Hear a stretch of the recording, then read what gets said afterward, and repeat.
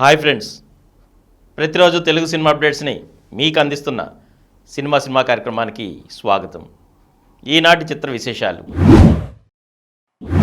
Ram Charan game changer నుండి కొత్త కబుర్లు. నవంబర్లో కంగువా. ధనుష్ కొత్త చిత్రం ఇడ్లీ కొట్టు. 60ల నాటి కథతో శర్వానంద్ 38వ చిత్రం. మ్యాడ్ గ్యాంగ్ అల్లరి మరోసారి. ఈరోజు చిత్ర విశేషాలను ఇప్పుడు వివరంగా చూద్దాం.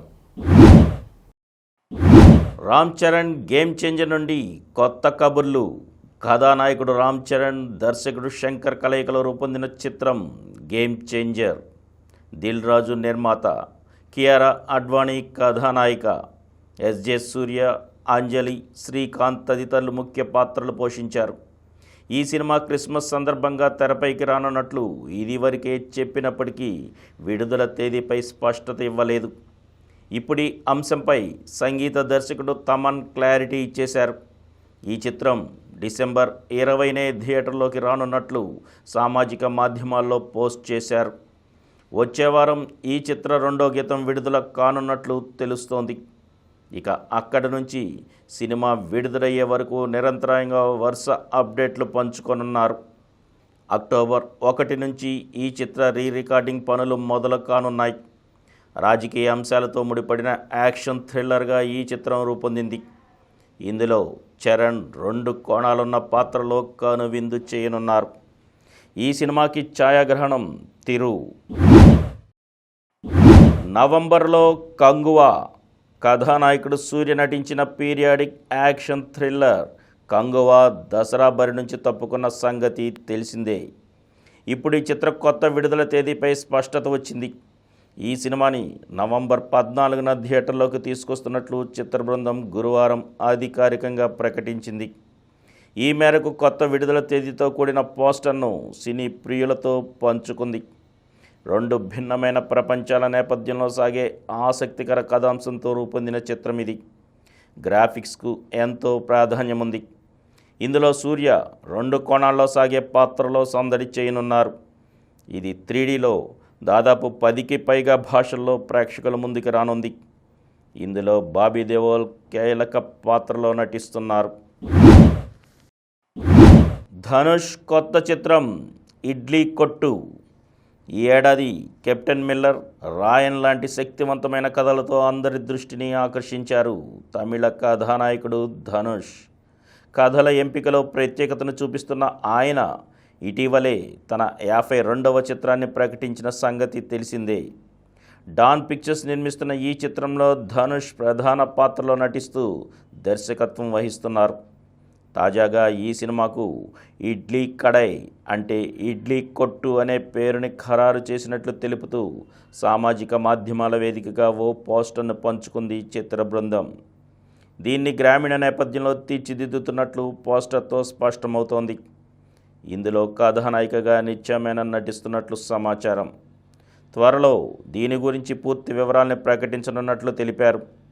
ప్రస్తుతం కుబేరతో బిజీగా ఉన్నారు ధనుష్. 60ల నాటి కథతో శర్వానంద్ 38వ చిత్రం.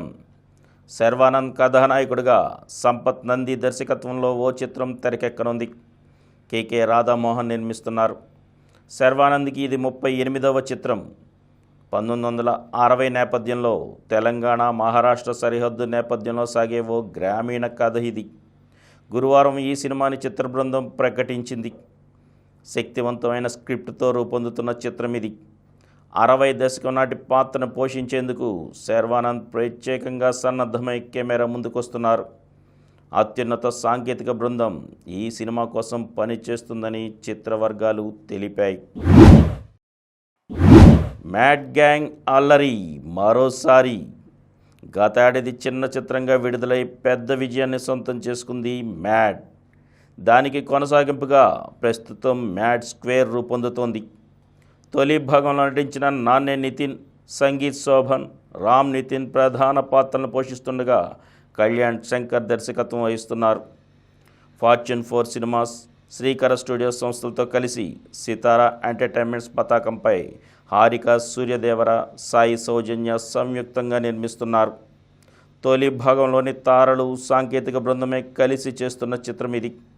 బుధవారం ఈ సినిమా ఫస్ట్ లుక్ని విడుదల చేయడంతో పాటు ఈ నెల 20న తొలి గీతాన్ని విడుదల చేయనున్నట్లు సినీ వర్గాలు ప్రకటించాయి.